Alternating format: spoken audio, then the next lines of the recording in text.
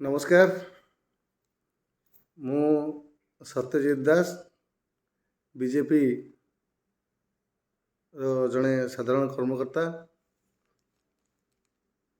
आज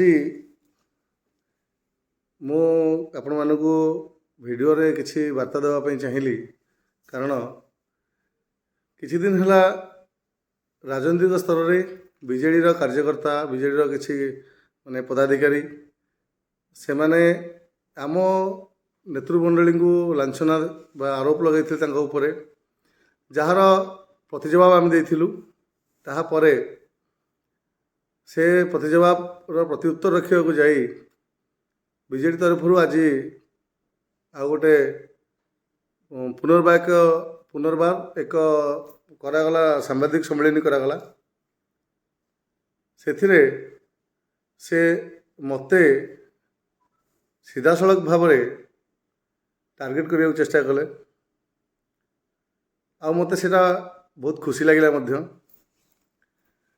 कहीं देखंतु मो वीडियो सहित तांको वीडियो भी मु शेयर करी तांकर देवीप्रसाद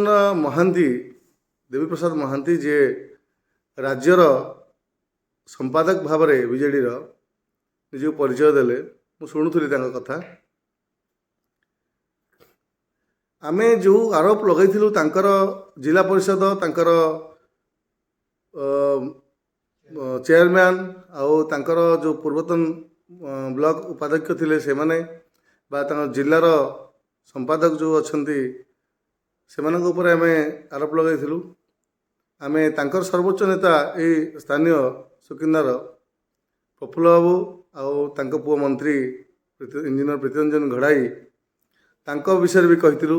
तांकर एमाने जो आरोप लगे आम नेता जे गुंडागर्दी शासन विकास बाधक ये सब जो कही तार प्रत्युत्तर आम रखी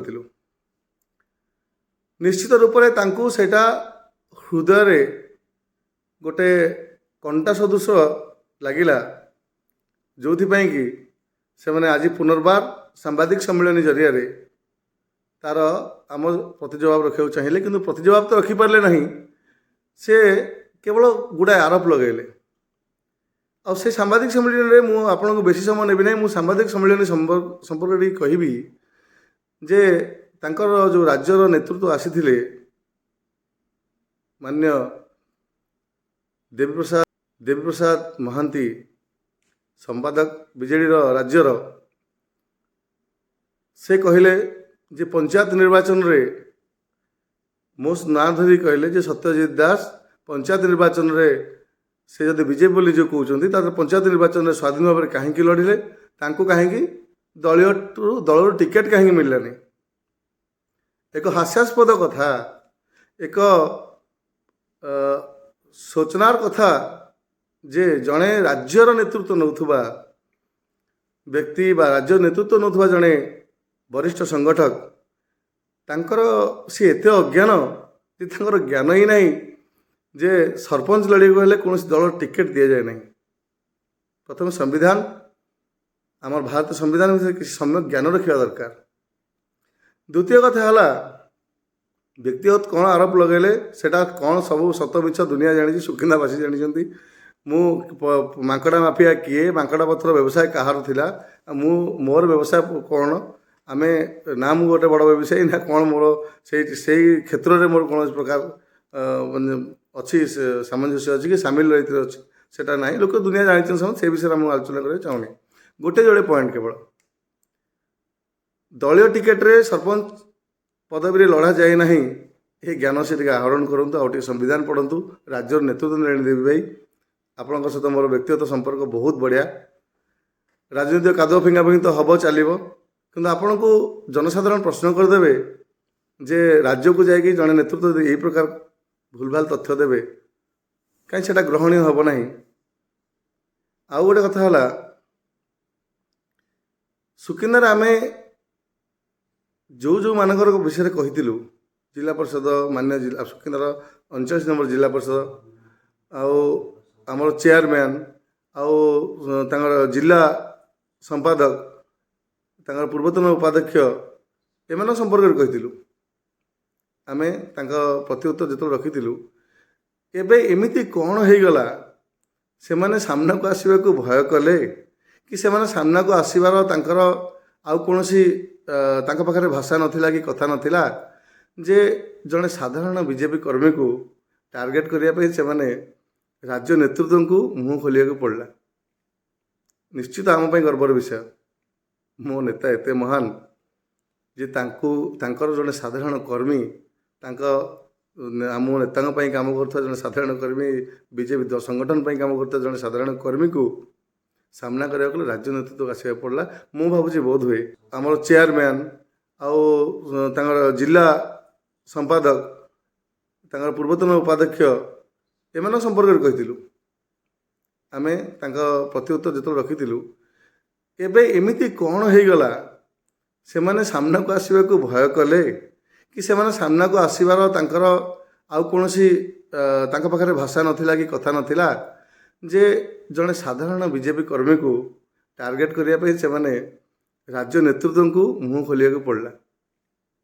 ନିଶ୍ଚିତ ଆମ ପାଇଁ ଗର୍ବର ବିଷୟ। ମୋ ନେତା ଏତେ ମହାନ ଯେ ତାଙ୍କର ଜଣେ ସାଧାରଣ କର୍ମୀ ତାଙ୍କ ଆମ ନେତାଙ୍କ ପାଇଁ କାମ କରୁଥିବା ଜଣେ ସାଧାରଣ କର୍ମୀ ବିଜେପି ସଂଗଠନ ପାଇଁ କାମ କରୁଥିବା ଜଣେ ସାଧାରଣ କର୍ମୀକୁ ସାମ୍ନା କରିବାକୁ ହେଲେ ରାଜ୍ୟ ନେତୃତ୍ୱକୁ ଆସିବାକୁ ପଡ଼ିଲା। ମୁଁ ଭାବୁଛି ବୋଧ ହୁଏ ଏତେ କମ୍ ସମୟ ଭିତରେ ଏତେ ବଡ଼ ଆଚିଭମେଣ୍ଟ ମୋତେ ମିଳିଲା, ମୁଁ ବହୁତ ଖୁସି ଲାଗିଲା ମୋତେ। ଏବଂ ମୁଁ ସେଇ ଦିନକୁ ଅପେକ୍ଷା କରିଛି। ବୋଧ ହୁଏ ଯଥାଶୀଘ୍ର ରାଜ୍ୟ ବିଜେଡ଼ି ସଭାପତି ବୋଧ ହୁଏ ମୋ ବିଷୟରେ ପଦେ କହିବାକୁ ଆସିବେ। ସେଦିନ ମୁଁ ବୋଧେ ଗଙ୍ଗାରେ ଗାଧୋଇ ଆସିବି ମୋ ଖୁସିରେ। ତେଣୁ ଆପଣଙ୍କୁ ବ୍ୟକ୍ତିଗତ ଭାବରେ ଦେବ ଭାଇ ମୁଁ ଜାଣେ, ଆପଣ ସହିତ ମୋର ବହୁତ ଭଲ ସମ୍ପର୍କ। ଯାହା ହଉ ଭଗବାନଙ୍କ ଦୟାରୁ ଆଜି ଆପଣଙ୍କ ମୁହଁ ମୁଁ ଦେଖିଲି। ବହୁତ ଦିନ ପରେ ଆମ ତ ଭେଟଘାଟ ହେଇନଥିଲା। ମୋତେ ଭାରି ଖୁସି ଲାଗିଲା ଆପଣଙ୍କୁ ଦେଖିକି। ଆଉ ମୋ ବିଷୟରେ ବି ଦୁଇପଦ କହିଲେ ମୋତେ ଭାରି ଖୁସି ଲାଗିଲା। କିନ୍ତୁ ଆଉ ଟିକେ ଜ୍ଞାନ ଆହରଣ କରିବାରୁ ମୁଁ ଭାବୁଛି ବେଟର୍ ହେବ। ଠିକ୍ ଅଛି, ମୁଁ ଆପଣଙ୍କୁ ବ୍ୟକ୍ତିଗତ ଲାଞ୍ଛନା ଦେବାକୁ ଚାହୁଁନି କି କୌଣସି ଆରୋପ ଲଗାଇବାକୁ ଚାହୁଁନି, କିନ୍ତୁ ମୋତେ ଏ ସୁଯୋଗ ଦେଇଥିବାରୁ ମୁଁ ଏତେ ଖୁସି ଆପଣମାନଙ୍କ ଉପରେ। ନିଶ୍ଚିତ ଆପଣଙ୍କୁ ଦେଖିଲେ ମୁଁ ମିଠା ଖୋଇବି। ଜଣେ ସାଧାରଣ କର୍ମୀଟିଏ ମୁଁ, ମୋ ପାଇଁ ରାଜ୍ୟ ନେତୃତ୍ୱ ଆସି ମୁହଁ ଖୋଲିବେ, ଜିଲ୍ଲା ପର୍ଯ୍ୟନ୍ତ ନେତୃତ୍ୱଙ୍କ ମୁହଁ ଚୁପ୍ ହେଇଗଲା, ତାହେଲେ ମୋ ନେତାଙ୍କ ସାମ୍ନା ଆପଣମାନେ କେମିତି କରିବେ? ଏତିକି କହିକି ମୁଁ ମୋର କଥାର ବାଣୀର ବିରାମ ଦେଉଛି। ଆଉ ଠିକ୍ ଅଛି, ଆଗାମୀ ଦିନରେ ଯଦି ଆମେ ପୁଣି କିଛି ତଥ୍ୟ ଆମ ପରସ୍ପର ଫିଙ୍ଗାଫିଙ୍ଗି ହେବା, ସେଥିରେ ମୁଁ ନିଶ୍ଚିତ ପଛେଇବି ନାହିଁ। ଆଉ ଗୋଟେ କଥା ହେଲା, ଆପଣ ଯେଉଁ କହିଛନ୍ତି ଯେ ଆପଣଙ୍କ ନେତୃତ୍ୱ ନବୀନ ପଟ୍ଟନାୟକ ଯେଉଁ ସର୍ବୋଚ୍ଚ ନେତା ଆପଣଙ୍କର, ସେ ସ୍ୱଚ୍ଛ ନିର୍ମଳ, ତାଙ୍କର କୌଣସି ବି କଥା ସେ କୌଣସି ଯଦି ଆପଣଙ୍କର ଆମେ ଯେଉଁ ଆରୋପ ଲଗାଇଥିବୁ ତାକୁ ସିଦ୍ଧ କରିଦେଲେ ସେ ତାଙ୍କୁ ଦଳରୁ ବାହାର କରିଦେବେ। ମୁଁ ଭାବୁଛି ଆପଣ ଟିକେ ଦୟାକରି ନବୀନ ବାବୁଙ୍କ କାନରେ ପକାଇଥିବେ। ମାନ୍ୟବର ମୁଖ୍ୟମନ୍ତ୍ରୀ ସେ ଆମର, ତା କାନରେ ଟିକେ ପକାଇଥିବେ। କାହିଁକି ନା ତଥ୍ୟ ପ୍ରମାଣ ଆମ ପାଖରେ କିଛି ଅଛି, ଆଉ କିଛି ଯୋଗାଡ଼ ହେଇକି ରହିଲାଣି। ଆଉ 10 ଦିନ ଭିତରେ ଆମେ ଆପଣଙ୍କୁ ଖୁଲାସା କରିବୁ କିଏ